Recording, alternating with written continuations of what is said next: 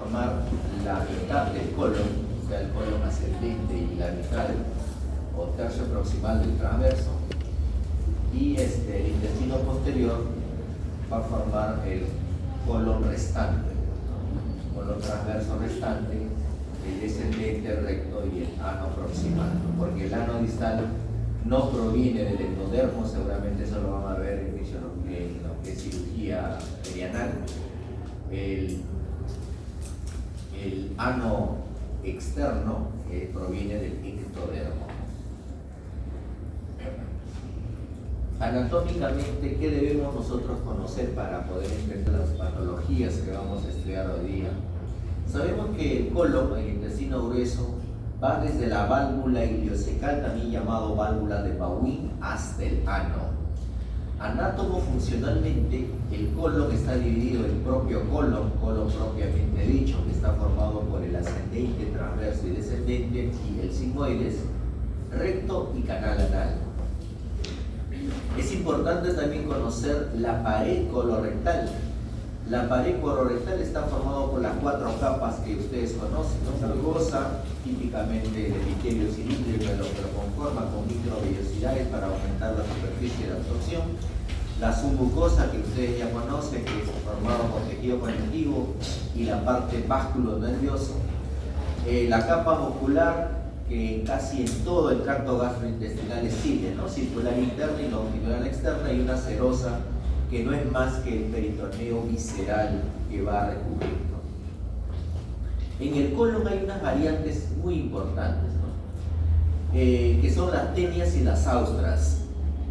Anatómicamente ustedes ya lo han estudiado eso, pero ahora es motivo para recordarlo, que las tenias, que son 3, está formado por la coalescencia del longitudinal externo y las austras por el músculo circular interno.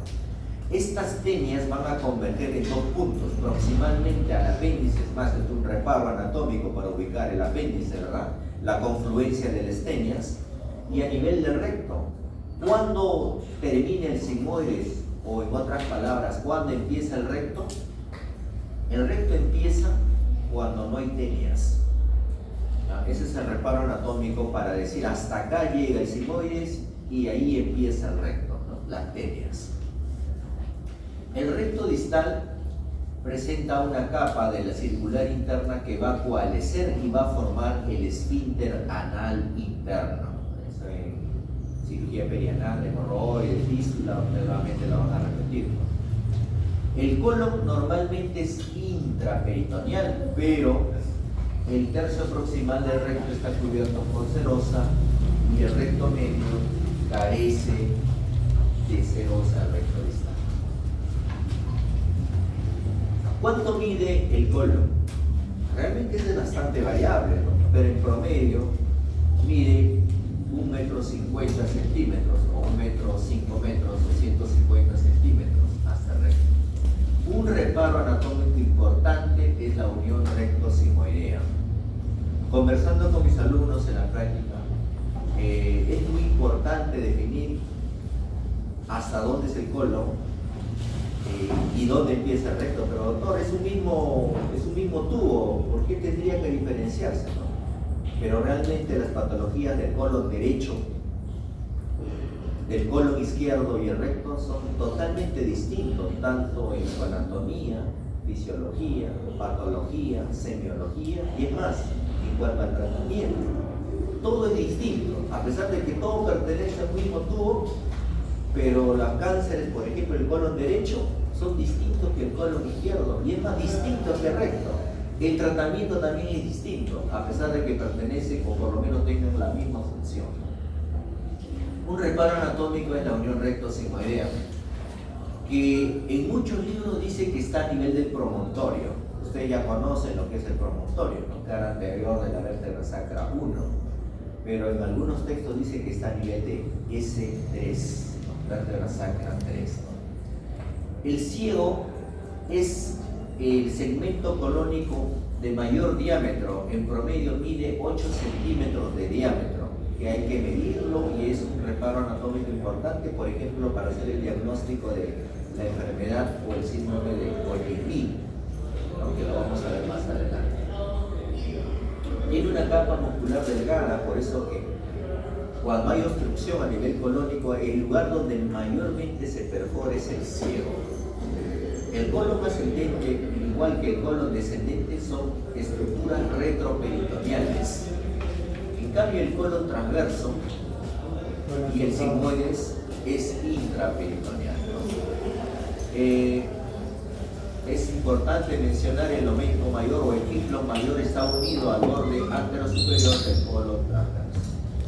Los dos ángulos, tanto el ángulo hepático como el ángulo esplénico, merecen la pena mencionarlo, sobre todo el esplénico, que está mucho más alto que el ángulo hepático, mucho más alto.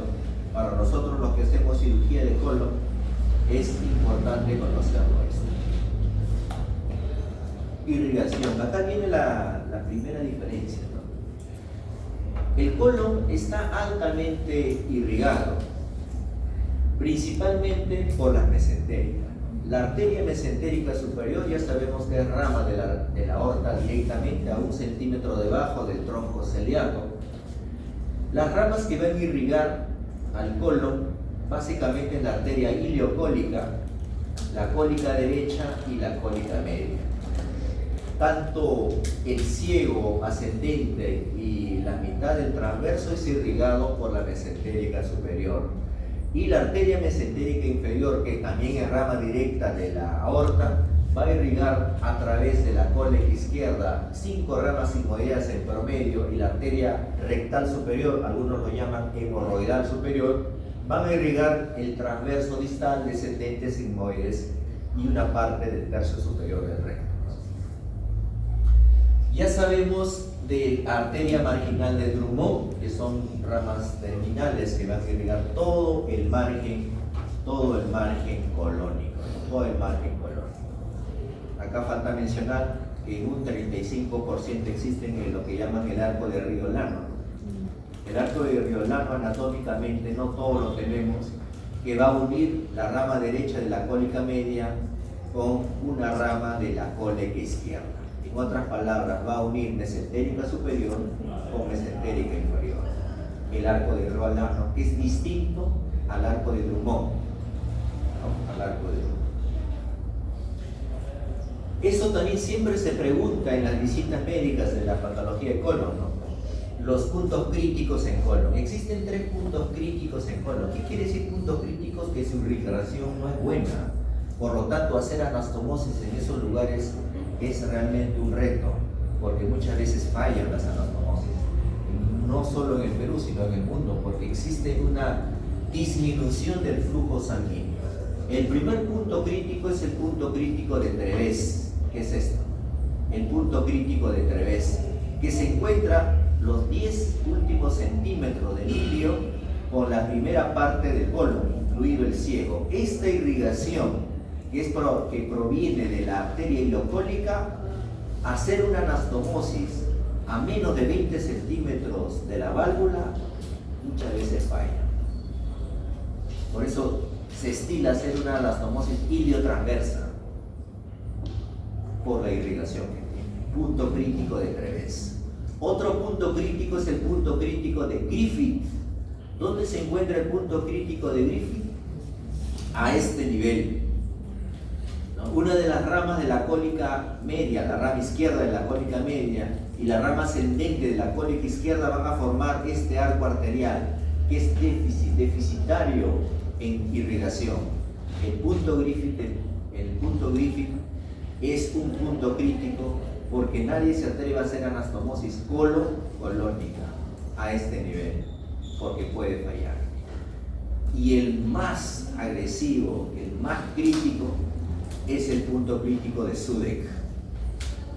El punto crítico de Sudeck está formado por la última sigmoidea y la arteria rectal superior. Hacer una anastomosis colorectal es lo que más fracasa en el mundo, sea manual, hacerlo a mano, o sea con sutura mecánica. La irrigación a este nivel es regularmente pobre, dependiendo de la persona.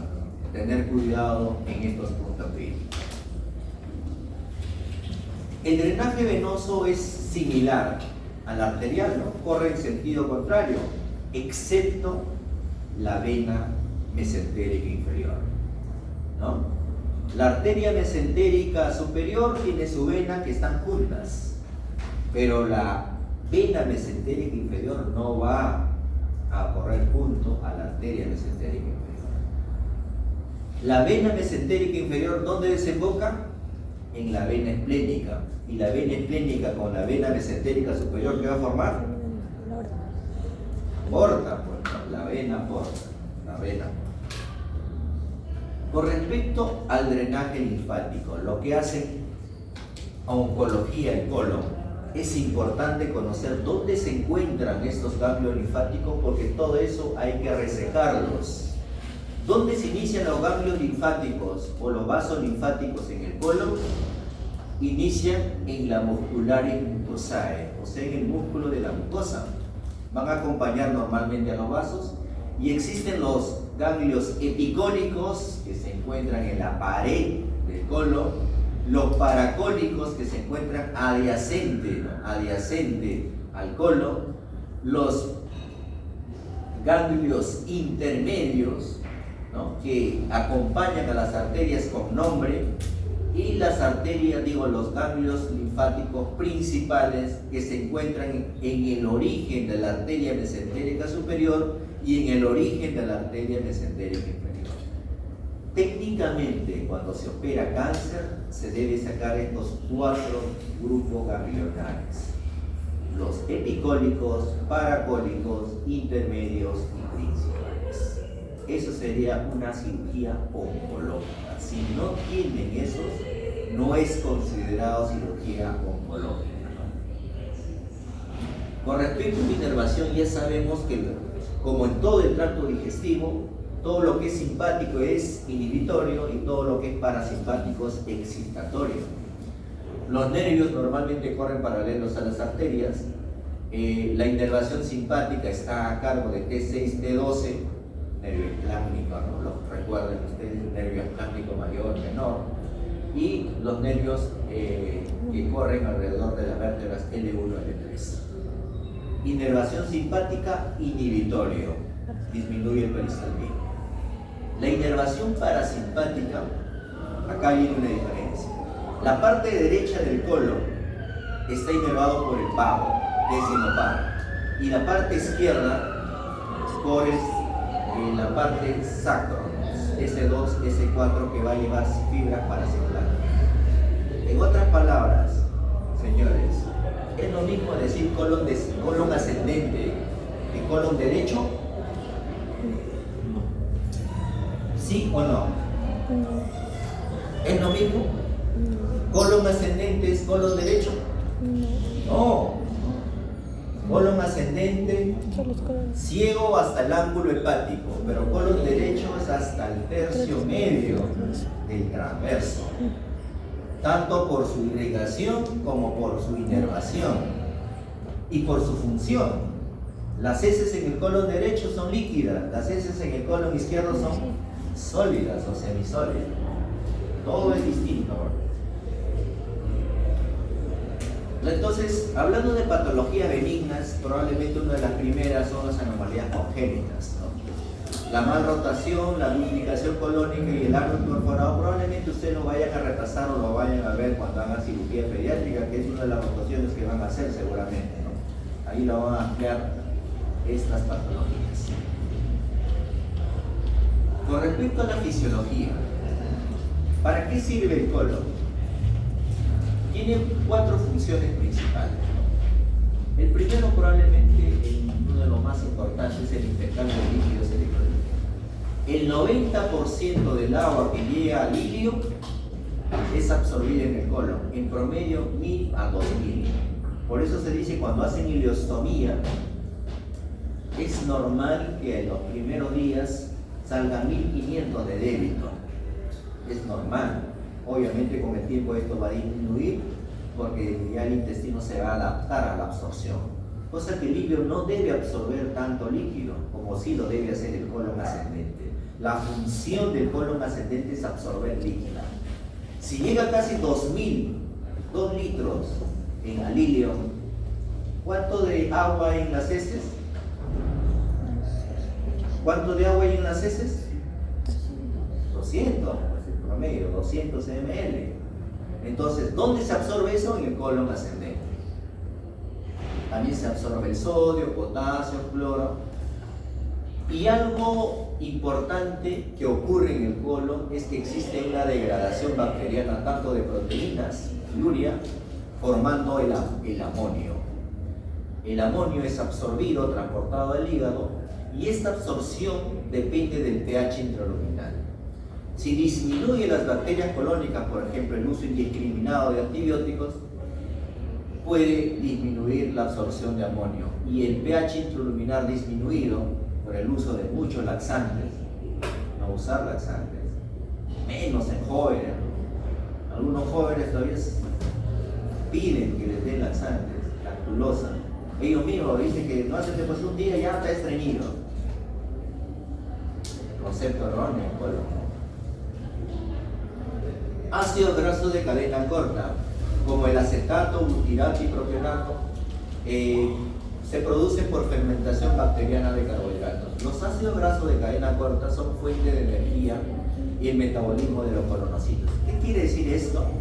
Que el principal metabolito para obtener energía del colon está a cargo de estos ácidos.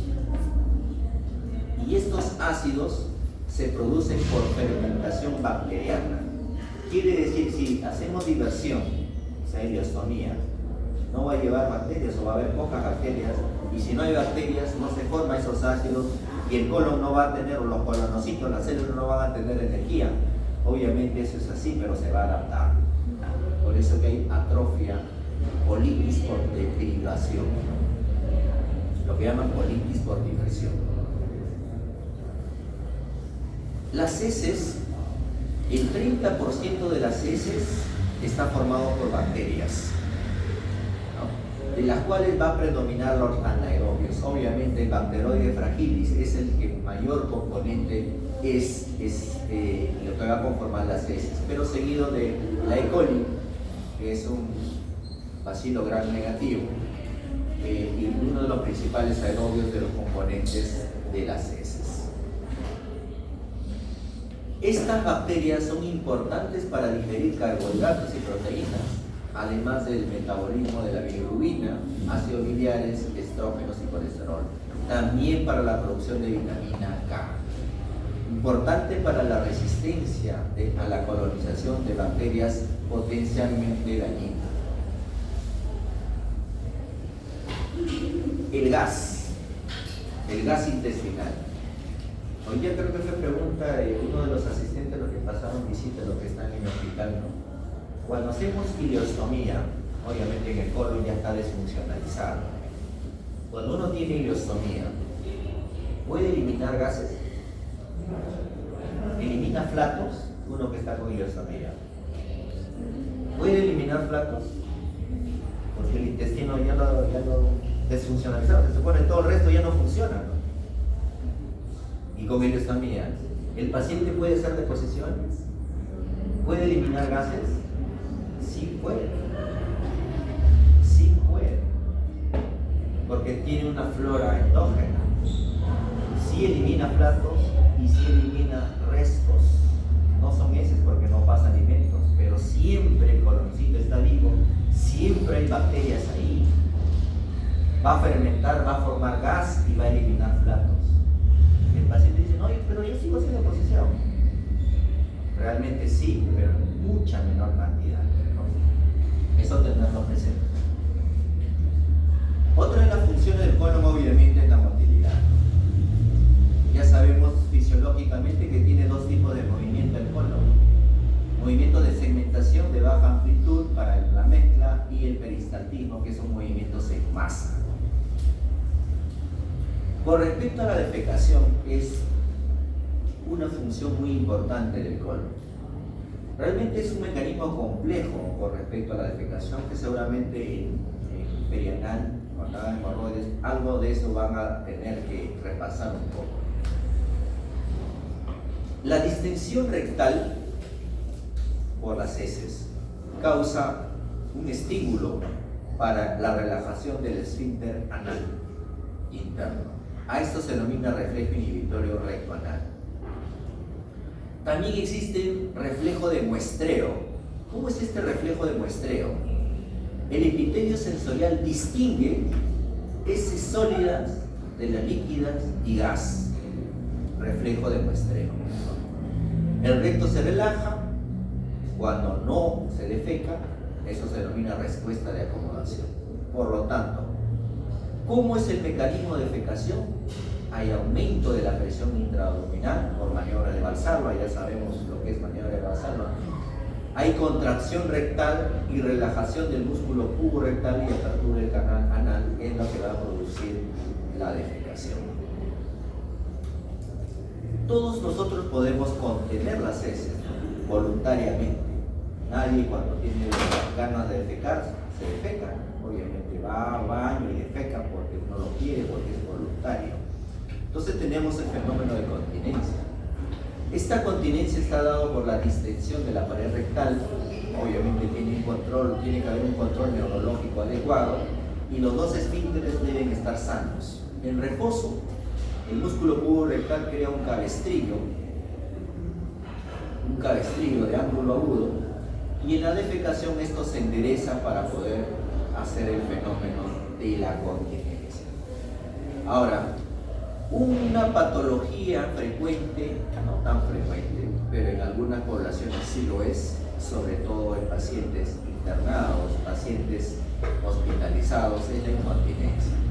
Esto se debe a una mala adaptación rectal, a una lesión del esfínter anal interno o externo, o del tubo rectal, o una neuropatía que hay que averiguar, investigar.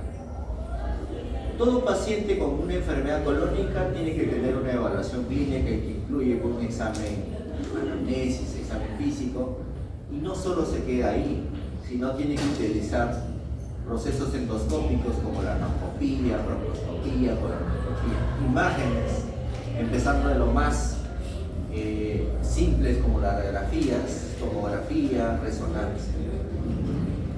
Y en colon, sobre todo recto y ano, ver estudios fisiológicos para ver continencia.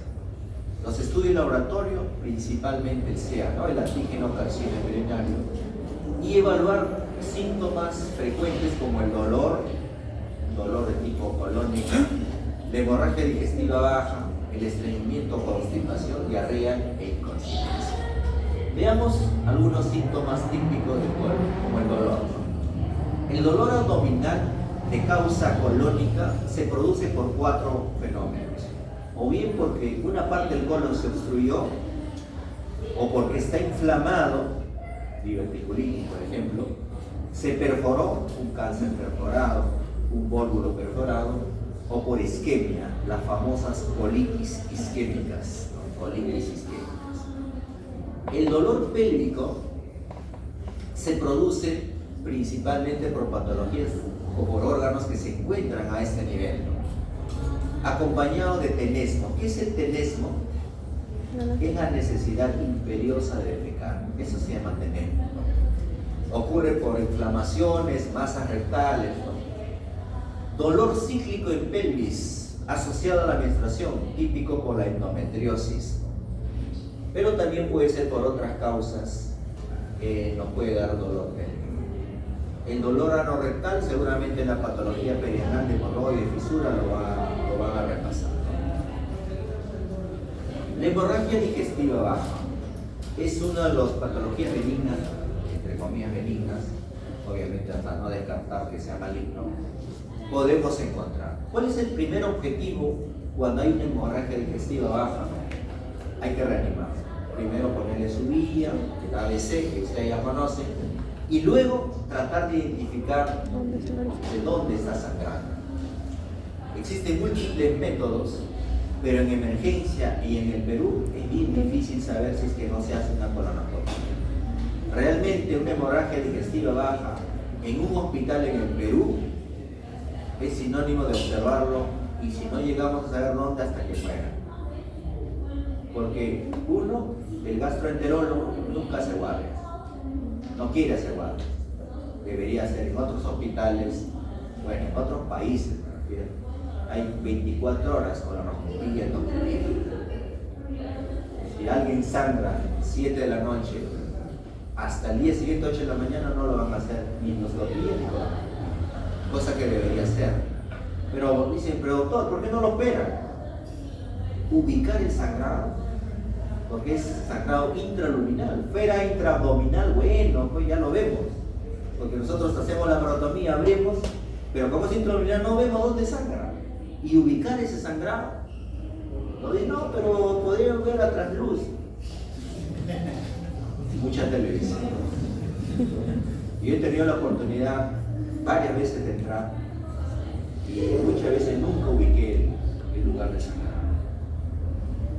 Hasta que venga un gastroenterólogo o lo haga endoscopía, enteroscopía o colonoscopía para que más o menos nos diga dónde está, para ubicarlo.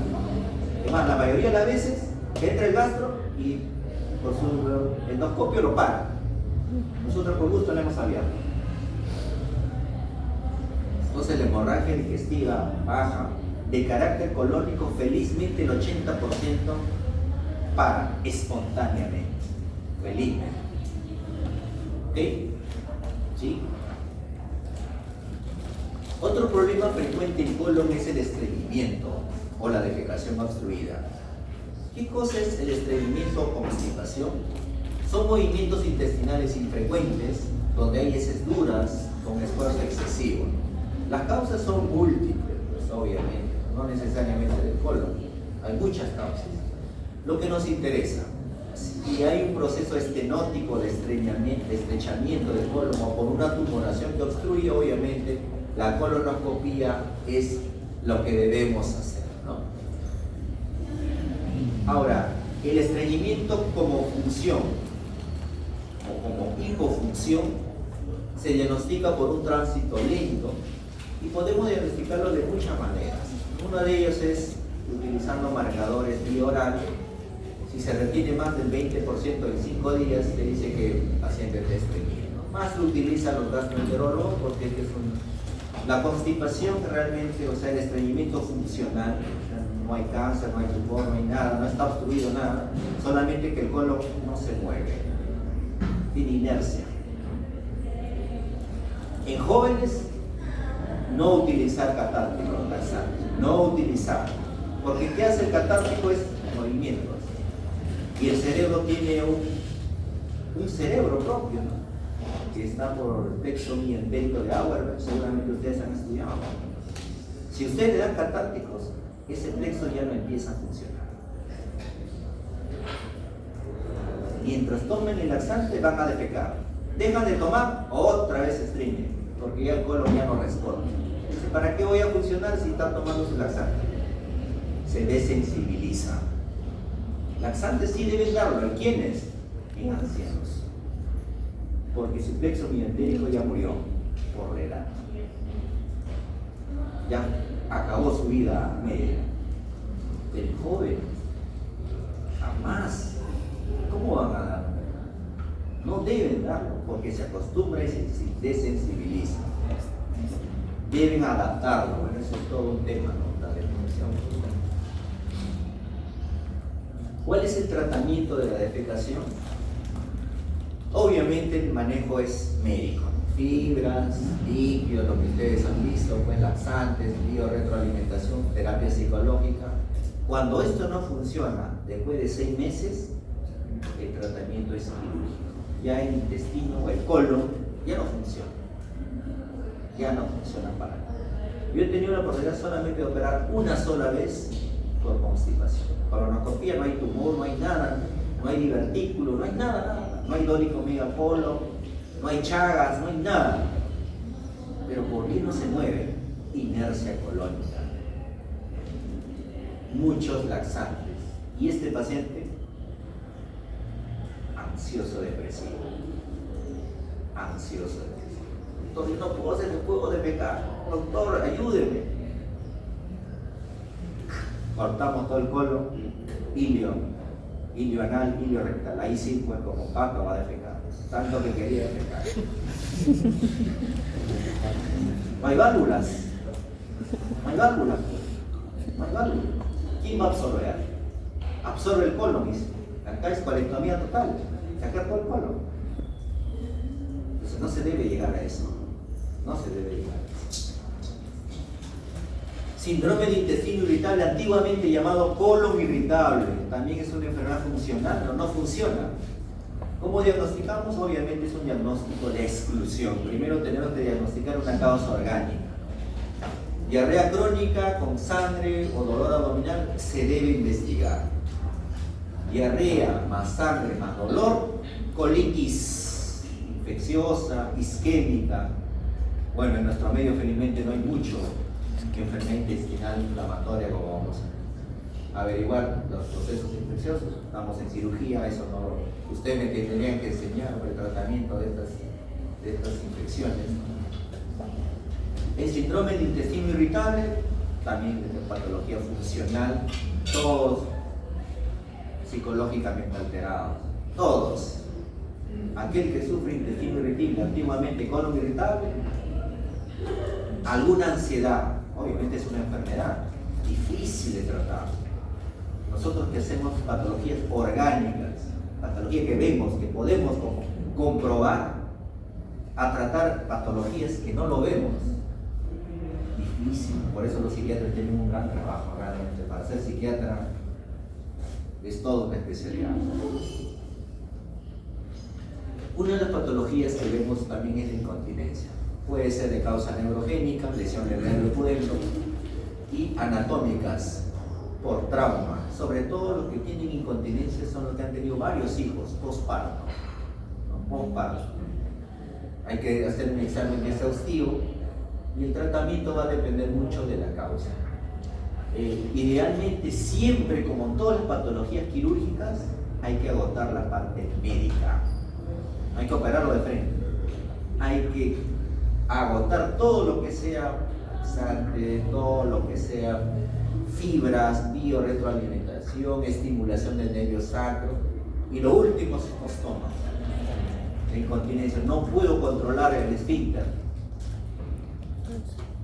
Ya hemos tratado de que los esfínteres lo estimulemos con electricidad. Nada no funciona. Ostomía. ¿Qué nos queda? Ahí tenemos las capas del canal anal, esto lo van a ver directo. Vamos a ver algunas consideraciones con respecto a las resecciones colónicas en este caso. En patología de cáncer, la limpieza mesentérica tenemos que ver hasta dónde resecamos. Y esto va a depender de la patología benigna o maligna que pueda ser, si es con intención curativa o solamente es paliativo, si está obstruido, por ejemplo. La localización precisa de la patología primaria y la condición del mesentérico. Tenemos varias modalidades de resecciones. La resección de emergencia. Lamentablemente en el Perú no se toma mucha importancia a la patología colónica. Es más, los cánceres de colon lamentablemente no nos dan síntomas al inicio. Si nos dieran síntomas al inicio, nos operaríamos todos y nos curaríamos. Pero no, todos los cánceres, cuando ya dan síntomas, es que ya está avanzado. Pero acá sí el colon es un poquito más bondadoso, porque todos los cánceres de colon, sin excepción, se puede operar. Cosa del páncreas no, cosa que el estómago muchas veces tampoco. Cáncer de cuello uterino, estadio 2B ya es inoperable, llévatelo a tu casa. Pero el colon no, hasta en estadio 4 se puede operar y mejora grandemente la sobrevida. En ese sentido el colon sí es un poco bondadoso. Por eso les digo que muchos pacientes llegan a la emergencia obstruidos, sangrando o perforado, líquido libre. ¿A qué será reventado? Lo más frecuente, apéndice, pues será un apéndice. Todos entramos con apéndice. La paratomía es un tumor que se ha reventado. Todo tumor de colon que ingresa por emergencia, obstruido, perforado, con hemorragia, es un cáncer avanzado. Y hay que decirle a la familia, para no generar falsas expectativas. ¿Ok? Muy bien. Entonces, en emergencia, lo que debemos hacer sea un hospital especializado o no, es tratar de sacar el tumor. Si sacamos el tumor, ostomía. No lo hagan primario. Por lo menos en mi hospital. 2 de Mayo es un hospital de los pobreza extrema. Todos han tenido tuberculosis, son mendigos todavía. Los que trabajan en seguro no. ¿Quiénes tienen seguro? Los que tienen trabajo, pues, los que aportan, los que están en planilla, comen todos los días. Pero lo del CIS,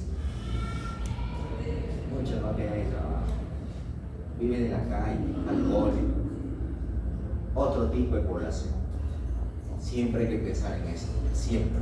Todo paciente es distinto. Obviamente, cada vez ya se ahonda más en las técnicas mínimamente invasivas. La laparoscopía, bueno, en mi hospital creo que está a punto de tener un robot, algunos ya lo tienen. Vamos a ver cómo se comporta eso, a pesar de que no hay ni gasa, pero vamos a poner un robot para mejorar. Obviamente la idea es mejorar.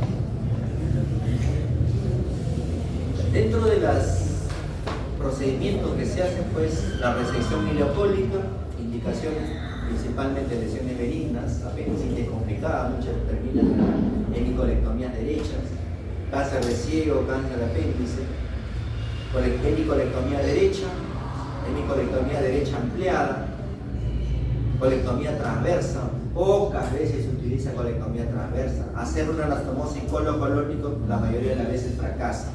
Todos hacen todo, hemicolectomía derecha hasta el descendente para hacer una iliodescendente, que eso es lo que va mejor. Colectomía izquierda con anastomosis colocolónica, colectomía izquierda extendida, colectomía sigmoidea. ¿Qué es lo que se hace? Bueno, lo que van a dedicarse a la cirugía. Hacer cirugía en provincia es un reto realmente, sobre todo en las alturas. Cuando yo egresé de ser residente, yo había visto un vólvulo sigmoides en mis 3 años de residente. Y solamente ayudé, ni siquiera operé. Pero cuando vayan a trabajar Puno, Cusco, Ayacucho, Huancayo, Huaraz, todo lo que cierra, van a haber vólvulos cada semana. Van a operar cada semana. Cuando ustedes vean sus textos, Schwartz, Ariston, que son los libros que seguramente se recomiendan al pregrado, vólvulo sigmoides dará pues 20 renglones de la teoría, porque no es una patología de esos autores occidentales, no lo es. Los que más saben de vólvulos son los huancaínos, que publican todos los años vólvulos. Además, nosotros de la costa, ¿cómo vamos a discutirlo a ellos en cuanto a técnica operatoria, manejo y todo eso? Es una enfermedad de latino, por la dieta rica en fibras. El colon se alarga, que normalmente debe medir 1,50 metros y mide 3 metros. Se va a doblar, se va a volvular. El colon andino, que es lo que llaman sigmoidectomía, sacar el sigmoides. Ellos hacen anastomosis primaria y va bien. Nosotros acá tenemos que hacer colostomía y nos va mal todavía. Entonces, ellos tienen una gran experiencia con respecto a algo. Proctocolectomía. Procto es recto, ¿no? Cuando se reseca recto y colon, ¿no? Proctocolectomía total, se saca todo el colon, sobre todo en enfermedades que nosotros no tenemos, felizmente, ¿no? Que es la enfermedad inflamatoria intestinal, colitis ulcerosa y enfermedad de Crohn, muy poco en el Perú. Es más racial, caucásicos, europeos. La proctocolectomía reconstituyente, o lo que es la bolsa ilio-anal anastomosis, unir el ilio con el canal anal, todo un reto eso, ¿no? La anastomosis bolsa ilio-anal tipo S con ileostomía de protección. En cáncer de recto, eso lo vamos a ver mañana, se hacen resecciones anteriores, resección anterior alta, baja y ultra baja. La técnica lo tienen ahí, más lo vamos a discutir eso mañana. El procedimiento de Harman, colostomía Loharma, seguramente han escuchado en las visitas, no es nada difícil entenderlo, ¿no? Descrito hace muchos años, ¿no? El procedimiento de Harman es la resección del colon correcto sin anastomosis. Una colostomía es creada y el colon distal o recto es fijado como bolsa ciega. ¿Qué es fístula mucosa? ¿Han escuchado ese término? Fístula mucosa es cuando la parte distal no se cierra, sino se aboca a la piel. Pero doctor, ¿eso no es de doble cañón? El colon no es así. Es colostomía Harman, fístula mucosa. En cambio en ileostomía sí, Niculix en asa, al grupo. La resección abdominoperineal o operación de Miles, obviamente con colostomía terminal sacas todo el recto, claro, ya cierras todo, ahí ya no existe más, ya no va a salir nada por ahí. La resección abdominoperineal pocas veces se hace ahora. Y las técnicas de anastomosis, bueno, término terminal, término lateral, terminal y lateral. Puede ser manual o con el uso de grapadoras. Esta es una técnica término terminal, ¿no? Y esto es término lateral, iliotransverso. Lateral mecánico, anastomosis mecánica iliocólica, lateral. Esto es lo que hacemos nosotros con la ayuda de la sutura mecánica. La ostomía. Un ostoma puede ser permanente o temporal, puede ser terminal o en asa. Hay que siempre tratar de preparar una ostomía o en una emergencia eso no es posible, ¿no? Hay que, en el postoperatorio también hay que enseñarle a manejar. Esa es labor, muchas veces lo dejamos esta labor al interno. Hay que tener los conocimientos para el manejo de un ostoma. El interno normalmente es el que coloca la bolsa de colostomía, la limpieza, todo eso. Y es más, y es el que le da indicaciones a la familia para que lo haga en casa. Entonces tiene que conocer cómo funciona esta ileostomía o colostomía. La técnica de ostomía, pues obviamente va a depender si es ileostomía o colostomía. Siempre buscar los reparos anatómicos, siempre tratar de hacerlo encima del músculo recto anterior, porque el músculo recto va a actuar como esfínter. Si no lo hace en el músculo, va a estar siempre abierto y va a estar fugando. En cambio, cuando lo hace el músculo, se va a abrir y se va a salir de acuerdo a la necesidad de la evacuación. Es mucho más funcional. Tengan cuidado con la arteria epigástrica inferior cuando hagan el ostoma, ¿no? Porque puede sangrar y muchas veces es difícil pararlo en el acto operatorio. La ileostomía puede ser temporal o permanente. La ileostomía en asa obviamente es temporal. Muchas veces maduramos de esta manera. Ahí. Muchas veces una es de descarga y otra de alimentación, porque es necesario alimentar al paciente cuando no es posible alimentar por vía oral. Y la otra ileostomía es en asa dividida o de Niculix, que muy pocos utilizan. La ileostomía permanente en patologías donde se reseca todo el colon y todo el recto, a lo bruto, que es esta técnica que está ileostomía permanente. ¿Tendrá complicaciones la ileostomía? Claro que sí, ¿no? La más frecuente es la necrosis del ostoma, que pone negro al día siguiente de haber efectuado, y eso es porque se ha esqueletizado mucho el intestino delgado o el defecto de la fascia es muy estrecha, hay que dilatarlo. Obviamente es esa experiencia, hay que operar, hay que verlo, y ver no solo pues hacerlo, sino hacer el seguimiento. Otra complicación es la retracción del ostoma, que va a producir mucha irritación. El estoma, el líquido del ilio, es muy irritante. Produce trastornos electrolíticos, sobre todo en los extremos de la vida, en lactantes y en ancianos. En ellos produce muchos trastornos hidroelectrolíticos, por eso tienen que estar internados hasta que ese débito baje a menos de 1000. Irritación de la piel, produce obstrucción, hernia parastomal es raro, en ileostomía el prolapso también es raro. La colostomía, la mayoría son creadas como terminales, colostomía local. El colon es mucho más voluminoso que el ilio, un poco difícil de manipular. La boca de la bolsa de colostomía hay que adaptarlo bien, muchas veces se rompe. El defecto de la pared tiene que ser adecuado, debe ser madurado, y el colon distal pues muchas veces es traído como fístula mucosa. ¿Cuáles son las complicaciones de la colostomía? ¿Será lo mismo de la ileostomía? Algo parecido. La necrosis sigue siendo la complicación inmediata más frecuente, la necrosis del estoma. Acá se produce retracción, pero mientras funcione, no lo hagan nada, no lo vuelvan a operar. Mientras funcione, mientras salga heces, dejen, hasta obviamente hacer la restitución. La hernia parastomal en colostomía es frecuente, es una complicación bien frecuente y es común. En cambio el prolapso, la deshidratación, no, pues el colon pues no va a traer trastornos hidroelectrolíticos. Para operar colon, sobre todo recto, utilizamos algunas posiciones.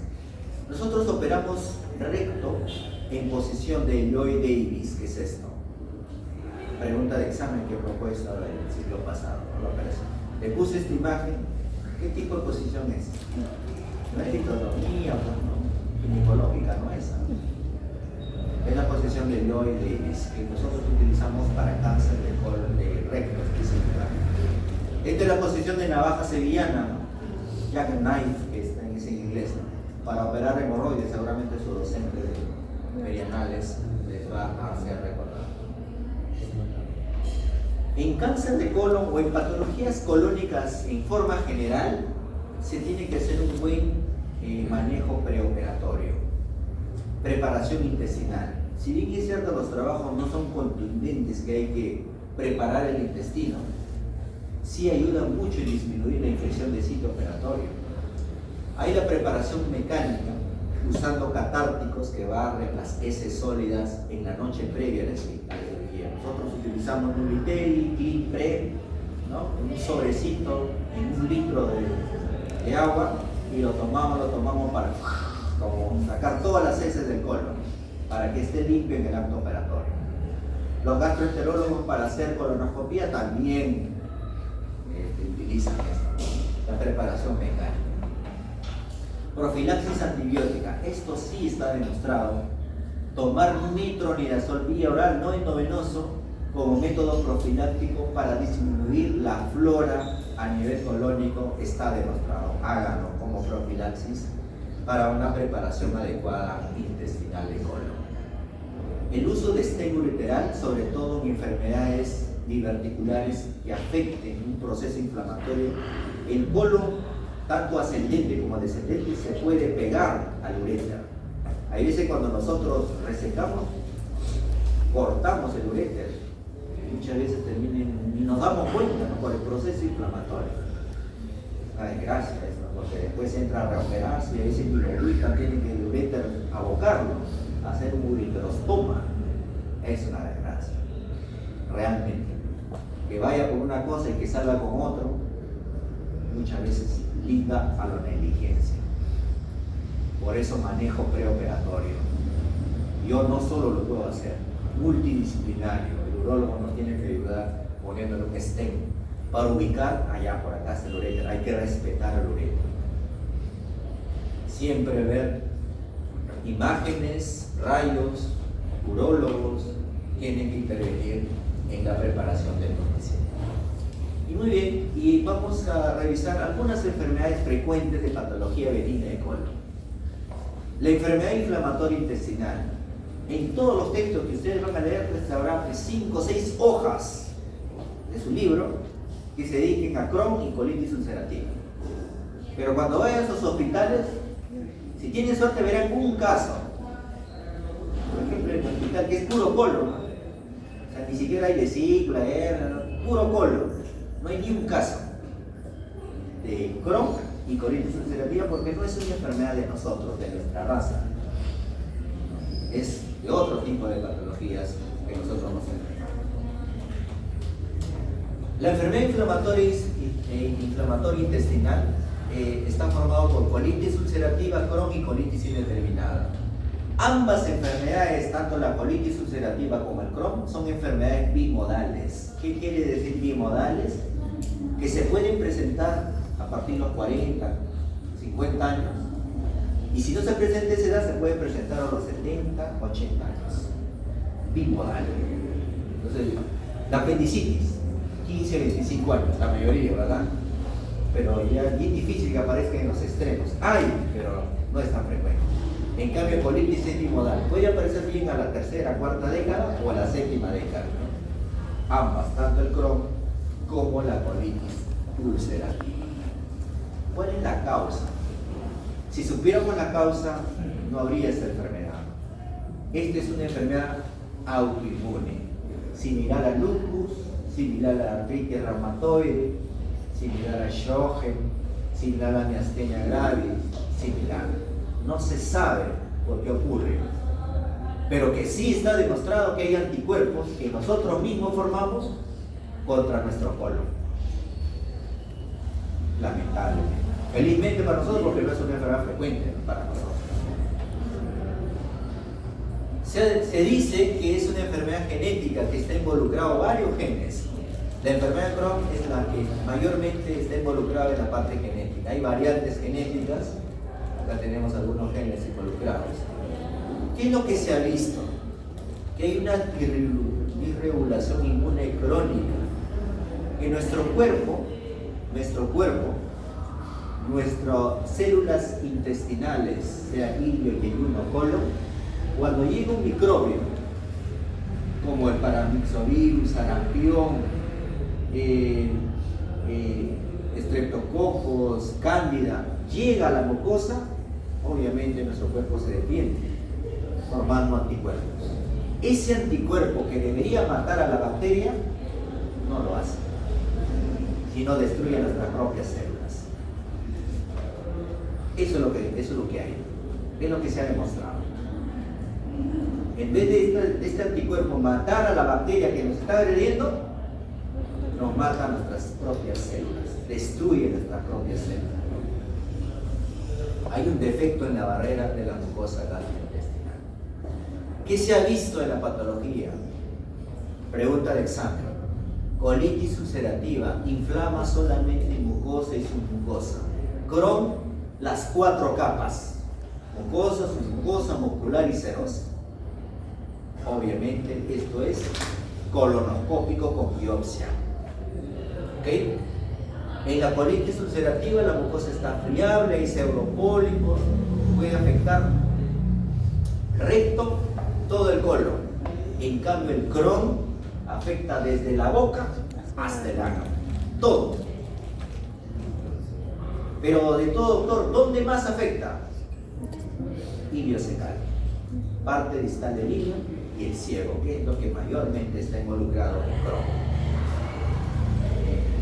En ambos, si hay colitis ulcerosa y Crohn, hay manifestaciones extraintestinales. La más frecuente es la falangitis esclerosante primaria. También hay artritis, sacrileitis, eritema nodoso, pioderma gangrenoso, lesiones oculares. Si yo tuviera imágenes, los traería. Pero no hemos visto, bueno, yo no he visto ningún caso per se que yo le he tratado por Crohn o colitis ulcerosa. ¿Cuál es el manejo? Pero doctor, si es autoinmune, ¿qué tiene que ver cirugía? ¿Por qué no lo trato pues con prednisona, metotrexate, infliximab, que está de moda ahora la terapia biológica? Que seguramente usted sabe más que yo. ¿Qué tiene que ver? Sí, porque se perfora. Hay tanta lesión que se puede perforar o se puede estenosar. Ahí entramos nosotros los cirujanos. Tratamiento siempre primero es médico. Salicilato, sulfasalicina, todo lo que es tratamiento para estas enfermedades autoinmunes. La colitis ulcerativa es una enfermedad dinámica, ¿no? con remisiones y exacerbaciones, inicio insidioso. Como toda colitis, hay diarrea, con sangre, dolor. Diarrea, sangre, dolor, colitis. Pero en el Perú no van a pensar que colitis ulcerativa, primera opción. No, jamás. Más probable que sea Shigella, salmonella. Si es diabético, una colitis isquémica por microangiopatía. Bueno, los gringos que son acá de repente tienen un abuelo alemán, pues podría ser una colitis ulcerosa. Pero lo usual no es pensar en el Perú en esta enfermedad. ¿Cuándo indicamos cirugía? En emergencia, cuando hay hemorragia masiva, megacolon tóxico, está infectado, una colitis fulminante, obviamente criterio de cirugía. O en cirugía electiva, cuando no responde al tratamiento médico, por el riesgo de cáncer, hay que operar. ¿Qué debemos hacer? Lamentablemente, colectomía abdominal total, sacar todo el colon. Porque si dejamos una parte, va a seguir, porque va a afectar todo el colon. Hay que dejarlo con ileostomía terminal. Y en electivas, algunas veces podemos utilizar la proctocolectomía total más ileostomía terminal, sacar hasta el recto. En el Crohn, también igual, exacerbaciones, remisiones, afecta a cualquier parte del tracto gastrointestinal. El tratamiento va a depender de las secuelas, las consecuencias que nos va a traer la evolución natural de esto. El lugar más frecuente donde se ubica la enfermedad de Crohn, ileum terminal y ciego. La enfermedad de Crohn perianal es bastante frecuente también, produciendo abscesos y fístulas complejas. ¿Cuándo indicamos cirugía? Obviamente para las complicaciones. En la fase inflamatoria, en abscesos, lo ideal es primero percutáneo y luego pues, resección segmentaria. Como el Crohn afecta desde la boca hasta el ano, no lo vamos a sacar todo, pues ahí sí, conservadores, ¿no? El lugar donde está afectado, sacar es lo mínimo, sacar y hagan 2 años. Y esperar que en 2 años otra vez haga en otro lugar, y así, hasta que muera. Lamentablemente, no podemos hacer mucho, porque no es una enfermedad quirúrgica, sino es autoinmune. Esas son las técnicas que utilizan estenosis, ¿no? Estenosis. Cirugía, colitis fulminante, megacolon tóxico, colectomía abdominal total, que es lo que se debe hacer. En estenosis, obviamente, también colectomía segmentaria. Tratar de no sacar mucho colon, porque el Crohn abarca todo el intestino, va a recidivar. La enfermedad de Crohn perianal entra en el diagnóstico diferencial de las fístulas complejas. Lo normal, ya lo vamos a ver en su clase de perianales. Una fístula tiene un orificio externo en la piel y un orificio interno en la línea pectínea. Pero si hay 2, ya no es normal. Piensen en Crohn, tuberculosis. Pues ya es que haya uno nada más. El 99% de pacientes que nosotros vemos en nuestro hospital que manejamos estas patologías, el 99% es hay uno nada más. Si hay 2, ya es un dilema. Ver si con la operación se resolverá todo el problema, muchas veces no lo hace. La colitis indeterminada es similar a la colitis ulcerosa, tiene el mismo manejo.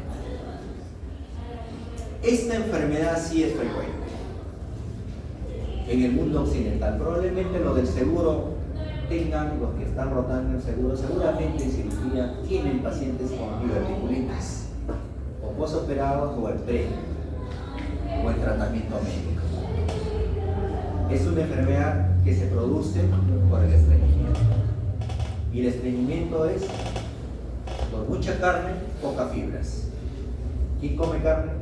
Los que tienen para la carne. Los que tienen más posibilidades de comer carne. Su Kentucky, su Bembo, lo que comen, ellos son los que más sufren de estreñimiento. usted, ¿no? Que todavía no. 20 años más si siguen comiendo podría sufrir pues, de enfermedad diverticular. Definiciones. ¿Qué es la enfermedad diverticular? Es un divertículo sintomático.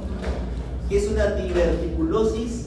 Es un divertículo sin inflamación, asintomático. De repente ustedes tienen, yo tengo, pero no tengo síntomas. Diverticulosis. La diverticulitis es la inflamación y o infección asociada al divertículo.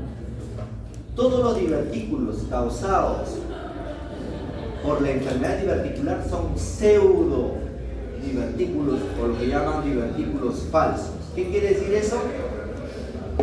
Ariana, ¿qué quiere decir eso?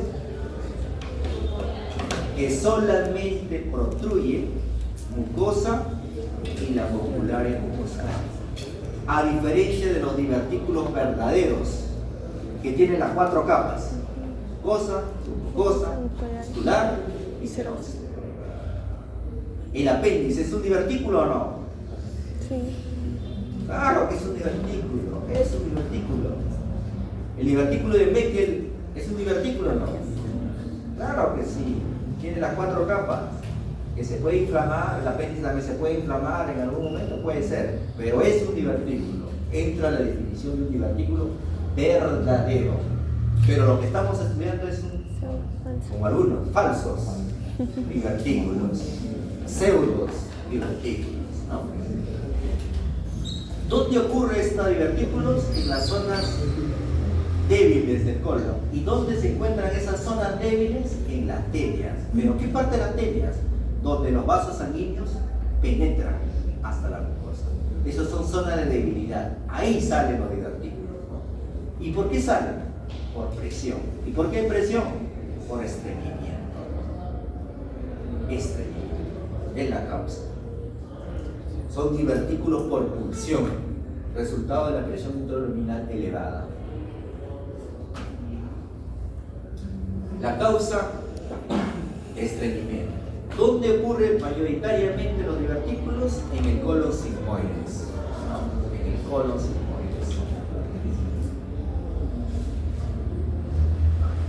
La complicación más importante de la enfermedad diverticular es la diverticulitis.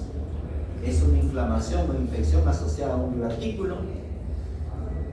Puede provocar una infección peridiverticular o pericolónico.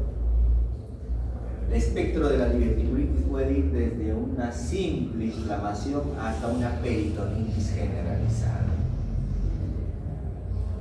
Clínicamente hay dolor en el flanco izquierdo con o sin fiebre, leucocitosis y masa.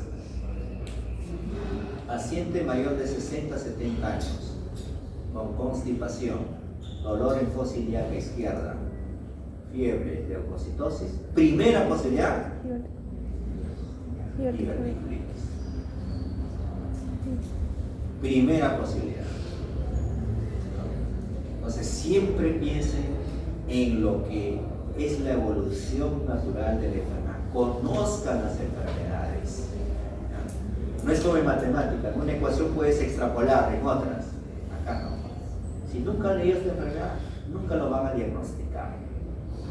Nunca. Esa es la diferencia entre medicina e ingeniería. Medicina es particular. Por eso nunca terminamos de estudiar. El ingeniero ya nunca más estudia, porque la teoría lo tiene, es extrapolable. Medicina no. Por eso hay que leer, va cambiando de acuerdo a lo que conocemos. Una diverticulitis no complicada, dolor en fosa ilíaca, solamente hipersensibilidad. En la tomografía vemos borramiento de grasa pericolónica. Y para eso utilizamos, pues seguramente han escuchado la clasificación de Kinchay, ¿verdad? ¿Han escuchado la clasificación de Kinchay? Que lo vamos a ver. Esta es la clasificación de Kinchay que tiene que tener presente, ¿no? Ha habido modificaciones, pero esta es una de las últimas, ¿no? Kinchay 1 es una diverticulitis con aumento de la densidad de la grasa pericolónica, con absceso pericolónico. Kinchay 2. El Kinchay 2 se divide en 2A cuando hay abscesos distantes, sobre todo fosa fondo de saco. Y el 2B cuando hay fístulas. Esto también siempre pongo como caso clínico en el examen. Siempre lo pongo. ¿Qué quinche es? Como todo un caso sinusitis, valor, rebote en ciliar izquierda, leucocitos de 18.000, sufre de estreñimiento, le pongo una imagen tomográfica y le digo, según la especificidad de quinche, ¿qué es? Oye, y ponme examen de orina, fecaluria. Ya está hecho el diagnóstico. Quinche 2D. Quinche 2D. Fístula por enfermedad de ¿ok? Piénsenlo. Obviamente el grado 3, quinche 3, peritonitis purulenta generalizada y quinche 4, peritonitis fecal. Ahí tenemos un absceso diverticular, tratamiento percutáneo de preferencia, abscesos que hay que drenar. Cirugía de emergencia, laparotomía exploratoria de emergencia en absceso inaccesible que no llega el percutáneo, deterioro del paciente, neumoperitoneo, quiere decir que ya se perforó la víscera hueca, laparotomía exploratoria o laparoscopía actualmente, los que cuenten con una torre laparoscópica. ¿Qué debemos hacer? Sigmoidectomía, el lugar donde más diverticulitis hay, sigmoides. Sacar todo el sigmoides, colostomía lo Hartmann o primario, pero en emergencia no se arregla. Mejor háganlo primario. Una de las complicaciones de la diverticulitis es la obstrucción. Ocurre, vean, en el 67% ocurre obstrucción. La obstrucción se maneja como todo obstruido, ¿no? NPO, sonda nasogástrica, hidratación, antibiótico por la translocación bacteriana, que ustedes ya lo conocen, AINES, no antiespasmódicos, AINES, porque esto es un proceso inflamatorio, y darle chance. Si vemos que el débito más de 500, fecaloideo, hay leucocitosis, lactato más de 2, operamos, como todo proceso. Fístulas, vean, este es vejiga con aire, se infectó, fístula. Sinónimo de operación, es imagen. Le puede venir ese examen, memorícenlo. Le puede venir esa imagen ese examen. La fístula más frecuente, la colovesical, la más frecuente, de lejos. Hemorragia es otra complicación de la diverticulitis, por eso, erosión de las arteriolas peridiverticulares, realmente el lugar exacto de sangrado, nunca llegamos a saberlo, y felizmente se autolimitan, el 80% son autolimitados, y como todo HDB, hemorragia digestiva baja, el ABC, hidratarlo, ponerle sangre, reposo absoluto, que no coma nada, porque eso es un estímulo para que siga sangrando. El divertículo colónico gigante que hay en el colon izquierdo, rarísimo. Normalmente se diagnostica porque se perforó, se obstruyó o se volvuló. Raro encontrar un divertículo colónico gigante. ¿Habrá diverticulitis en el lado derecho? Sí, pero no en extrarraza. ¿En quiénes? En jóvenes asiáticos. En ellos sí es frecuente el divertículo del lado derecho. Ellos debutan con dolor, es un joven, jóvenes, dolor en fosa ilíaca derecha en el Perú, apéndice. Pero si es un chinito, fíjense una diverticulitis perforada. Ya ha ocurrido, ¿ah? No se confíe, ya ha ocurrido. Apendicitis, sacas el apéndice, pero en esto haces hemicolectomía, no hay otra forma. ¿No? Entonces la operación cambia. por un diagnóstico. Prolapso rectal. ¿Han visto un prolapso rectal alguna vez ustedes? Es una enfermedad benigna. Es la protrusión circunferencial del espesor total. Hay que descartar que no sea hemorroides, ¿no? Ahí se quieren operar por abajo, pero si son hemorroides, ¿cómo lo vas a...? O laparoscopia, hay que hacer el diagnóstico. Estos prolapsos es más frecuente en mujeres en una proporción de 6 a 1. El pico máximo es en la 7ª década de la vida de las mujeres. Clínicamente tienen tenesmo, ya saben lo que es un tenesmo, es sensación de protrusión. Ellos sienten que tienen un bulto que se les sale, ¿no?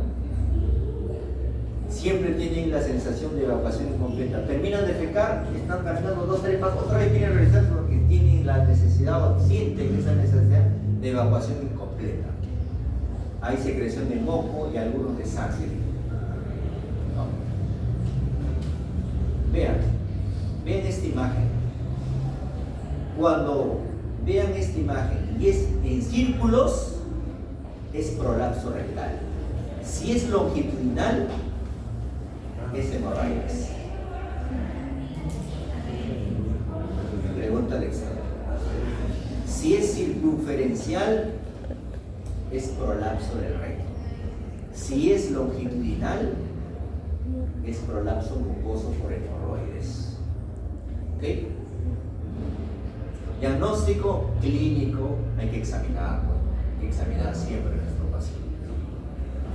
Tratamiento, como todo prolapso, cirugía. Lo que nosotros utilizamos es la promontoficación o la rectopexia ventral o posterior o dorsal de Ripstein, que es lo que utilizamos laparoscópicamente, lo hacemos actualmente. Anclamos una malla con el promontorio para que no se baje. Prácticamente lo amarramos al recto para que no se prolapse. Sencillo decirlo, pero hacerlo no es tanto. Fijación con malla, posterior o anterior. No sé si ustedes habrán escuchado este término, el síndrome de úlcera suretaria.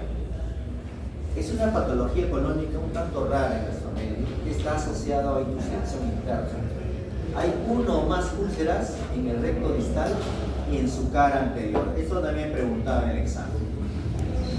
Le hacen colonoscopía, existe una lesión ulcerada en la cara anterior del recto distal, sangrante, con dolor. Diagnóstico: cáncer de colon, pólipo adenomatoso, velloso, colitis isquémica. Siempre la úlcera solitaria se encuentra en el recto distal y en su cara anterior, no en su cara posterior, en su cara anterior. Hay dolor, sangrado, como toda colitis. Tratamiento médico al inicio, y si persiste, operarlo como un prolapso. Vólvulo. Ahí ven la imagen, ¿no? Grano de café, típico. Siempre vean estas imágenes y se memoricen, chicos. En cirugía es mirar. Dice neumoperitoneal, pero si nunca han visto neumoperitoneal, no lo van a ubicar así, le tomen 20 placas. Tienen que verlo. Cirujano, a diferencia de las otras especialidades, todas las especialidades quirúrgicas, no es ver ni leer. Tienen que tocarlo, verlo, para que se les quede. No, cirugía facilita, pues lo veo en YouTube. A ver, háganlo. 3 de la mañana, borracho. ¿Qué te dice? No me toco. Sangrando, 1 litro ahí en el piso. Cuero cabelludo sangra, estructura sangre. Y se desespera, se asusta. El paciente te agrede porque está borracho. A ver, háganlo. No es tan fácil. Vólvulos sigmoides, imagen grana de café. Segmento lleno de aire del colon se tuerce sobre su mesenterio. El 90% de los vólvulos es el sigmoides. El 10%, 9% debe ser cigo y 1%, porque yo he visto solamente una sola vez en mi práctica profesional, de transverso. Puede recibirse espontáneamente, casi nunca he visto, siempre he recibido. Produce obstrucción intestinal con estrangulación, gangrena y perforación, como todo proceso obstructivo intestinal. El factor predisponente, constipación, y lo que ocurre en nuestro medio es el dólico megacolon crónico. ¿Qué cosa es dólico megacolon? Dólico, ancho y largo, típico colon andino. Ahí se presenta este bólulo. Pero no solo que sea largo, sino que su mesenterio esté retraído. A eso es lo que llama mesenteritis retráctil. Léalo, mesenteritis retráctil. Tiene que haberse dos condiciones: dólico megacolon y mesenteritis retráctil. En los que hemos operado, quisiera, yo lo habría escuchado nada más, pero cuando lo ves, sí, un tejido fibroso que le está jalando, y eso provoca la volvulación. La operación, sacar el segmento volvulado. Ahí está, segmento negro, como una llanta, sacarlo hasta la parte que esté rosadita, irrigar, volvulas sigmoides. Muchas veces procedimiento de Hartmann, pero realmente la sierra hacemos primario y va bien. Una de las causas probablemente sea, ¿cuánta hemoglobina tienen ustedes? 12, 13. Bien nutrido. Pero en el hospital 11, 12. Pero en la sierra tienen 16, 17, 18. Para hacer el diagnóstico metabólico nutricional, la hemoglobina es uno de los parámetros. Claro que sí. Influye bastante. Debe ser. No he leído, pero probablemente sea uno de los eventos, una de las causas de por qué va bien las anastomosis primarias en el poblador aquí. Esa es la fisiología del vólvulo sigmoide. El vólvulo de ciego, cuando no hay una fijación del colon derecho, rotación sobre los vasos ileocólicos, incuria vascular temprana, radiografía, esta imagen. Forma de riñón, ¿no? En forma de riñón. Acá no van a desvolvular, no llega. ¿Cómo van a desvolvular? El colonoscopio no llega. Hasta el ciego, imposible. Termina siempre en hemicolectomía derecha con anastomosis iliotransversa primaria o algunas veces en ileostomía. Vólvulo de transverso rarísimo, cuando no hay fijación del colon y hay constipación crónica. El megacolon la predispone, bueno, como todos estos vólvulos, requieren la parotomía y resección. El megacolon, yo he tenido la oportunidad de ver megacolon, ¿no? Más por imágenes que en acto operatorio. Estos pacientes tienen un colon inmenso, pero están tranquilos, normal, sino que alguien se asustó cuando vio una radiografía que le sacaron por cualquier otro motivo. Pero hay patologías como el megacolon congénito, también llamado enfermedad Hishkut, en pediatría lo van a ver, que es la falta de relajación causando un hilio. El tratamiento es resecar esa parte que no ha llegado, el tejido nervioso no funciona, por lo tanto, ¿no? Ese segmento. Luego el megacolon adquirido, ¿no? Chagas no hay mucho en el Perú, en Brasil me parece que sí, donde destruye este bicho a las células ganglionares y obviamente hace inercia de colon de acuerdo al lugar donde produce esto. Y la constipación, el megacolon que produce el estreñimiento, raras veces es quirúrgico, ya le he explicado. En cuanto hay refractariedad al tratamiento médico, podría pensarse en hacer colectomía total o subtotal con ileostomía. Aunque ustedes no lo crean, esto sí es frecuente. El síndrome de Ogilvy. No operen esto, no indiquen, bueno, ustedes no indiquen. Yo cometí el error de hacerle caso a mi residente: doctor, está obstruido, sí, está obstruido, hay que operarlo. Esto no es quirúrgico, no es quirúrgico. ¿Qué dice acá? Es un desorden funcional, no es mecánico. ¿En quiénes ocurre el síndrome de Ogilvy? en hospitalizados, el que están con fentanilo, con petilina, narcóticos, opioides, en postrados, ¿no? El que viejito de 70 años con fractura de cadera, en ellos ocurre este tipo de síndrome de Ollipí. Diagnóstico: hay una dilatación masiva del colon, a predominio del colon derecho. Es más, cuando dicen que el ciego es más de 10 centímetros, piensen en Ollipí. ¿Cuánto debe medir el ciego? Yo lo dije, mi segunda lámina. 8 centímetros, 7.5 a 8.5 centímetros, promedio 8 centímetros. Pasa de 10, piensen en Ollipí.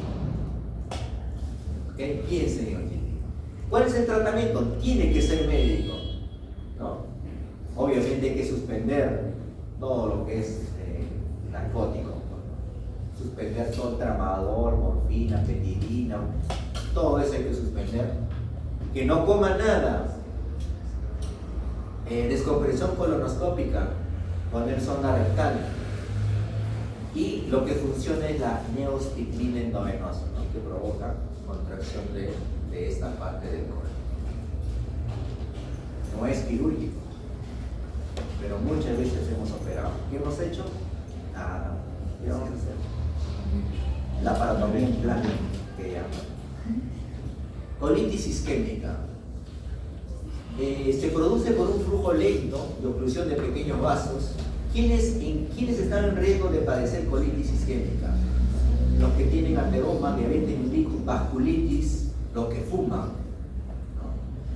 ¿Dónde ocurre esta colitis isquémica? Principalmente en el punto crítico de Griffith. ¿Dónde queda el punto crítico de Griffith? En el ángulo esplénico del señor Limano. Punto crítico. Ahí está negro el colon ahí, porque los vasos sanguíneos se estenosaron. ¿Por qué? Ateroma, diabetes, fumar. Solamente esa parte está negro. Ese cara no se mueve. Colitis isquémica. Y la colitis infecciosa, que solamente, obviamente, la complicación es quirúrgica. Obviamente, todo lo que es infeccioso es tratamiento antibiótico.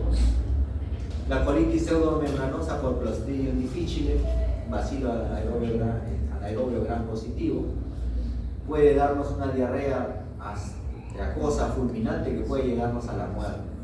El antibiótico mayormente involucrado, ya saben que es la clindamicina, producido por sus toxinas. Obviamente el tratamiento es antibióticos, metronidazol a la cabeza.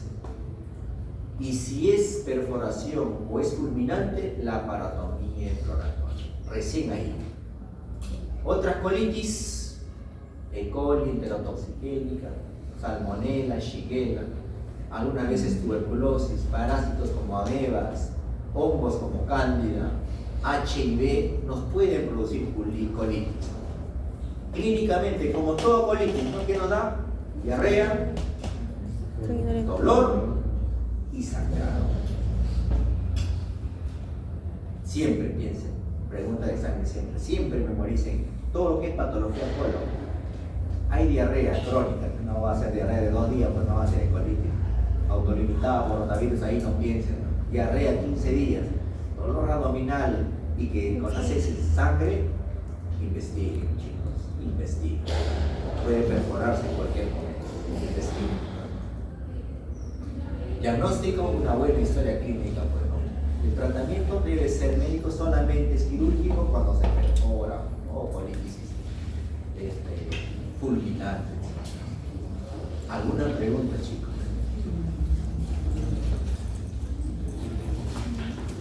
Para que sigan viendo. Si no hay preguntas, mañana nos vemos para